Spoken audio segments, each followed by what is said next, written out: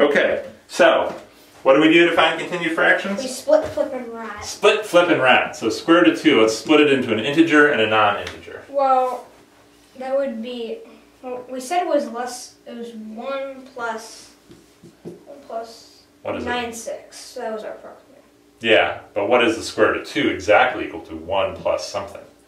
1 plus, it's 1 plus the square root of 2 minus 1. High five. So we got an integer and something between 0 and 1. Yeah. Okay. What's the next step? Flip. So we get 1 plus 1 over the square root of 2 minus 1. We flipped it. Yeah. And now we rationalize. And do you remember how to rationalize? We've only talked about this once before.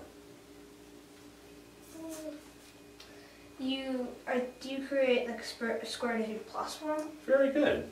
Multiplied by the square root of 2 plus 1 over the square root of 2 plus 1, because this fraction is equal to 1. 1. It's the same on the top and on the bottom. So multiplying this fraction on the bottom by 1 doesn't change its value. Yeah.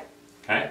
Now, square root of 2 minus 1 times square root of 2 plus 1. We got to do square root of 2 times square root of 2, which is? It's 2. 2. Square root of 2 times 1. It's square root of 2. Minus 1 times square root of 2. It's minus square root of 2. What's the happy thing that happens here? They just go away. Poof! And minus 1 times 1? It would be just 1. Minus 1 times 1 is? Well...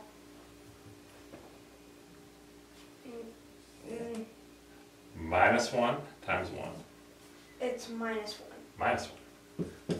So I'm left with 2 minus 1, which is? It's 1. 1. So I'm left with 1 on the bottom. Wait a minute. 1 over 1 over 1. So I get 1 plus 1 over. What am I left with on the top when I take 1 times? Square root of 2 plus 1. Square root of 2 plus 1 over 1. What happens when I have a fraction when I divide by 1? Yeah, it just goes away. The divide by 1 goes away. So I'm left with this. 1 over square root of 2 plus 1. Okay? So I split, flipped, wrap. So what do I do next? Split, flip, and wrap. Okay, 1 plus 1 over, what's the integer part of square root of 2 plus 1? Well, it's just square root of 2. It's square root of 2. Well, it would be just 1. Okay, if I have a 1 here, I would have a plus a square root of 2. Is that between 0 and 1? Remember, I got to be between 0 and 1. No, we don't. No. So well, how do I... You can have a minus 1. Let's think about this. Square root of 2 plus 1. Integer part. What's the integer part going to be? Well, you already have a 1. I already have a 1, yeah. And then you have the square root of 2 and you've got to split it. Okay. It's the square root of 2 minus, it's square root of 2 minus 1 plus 1. Ah, the square root of 2, its integer part is 1 plus the square root of 2 minus 1, right? Yeah. So what's the integer part of square root of 2 plus 1? Well, it would be, wouldn't it be square root of 2 plus 2? Not quite. Not quite. The square root of 2 is 1 plus the square root of 2 minus 1. Right? Yeah. Now I got to add a 1 to it. Well, you get 1, it's 2 plus the square root of 2 minus 1. 2 plus the square root of 2 minus 1.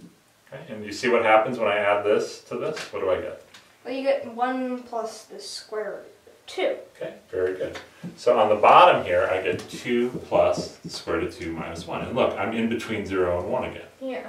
Okay, and I have a 2 now. So now I got to flip this over. What happens when I do my flip on square root of 2 minus 1? Well, you get the same thing as before. 1 over 1 over. Hey, wait a minute. That's the same thing I flipped before. So then you get a forever repeating continued fraction. Of what? What ends up forever repeating? 1. It's 1 over 1 over. It's 1 plus 1 over 2 plus 1 over 2 plus 1 over 2 plus 1 over 2. Look at that. Cool. The square root of 2 just has this 1 over 2 plus 1 over 2 plus 1 over 2 plus 1 over 2 repeating forever. Wow. Wow. So let's figure out what a few of these fractions are. okay, to approximate the square root of 2. All right, we'll do that for part C. Yeah.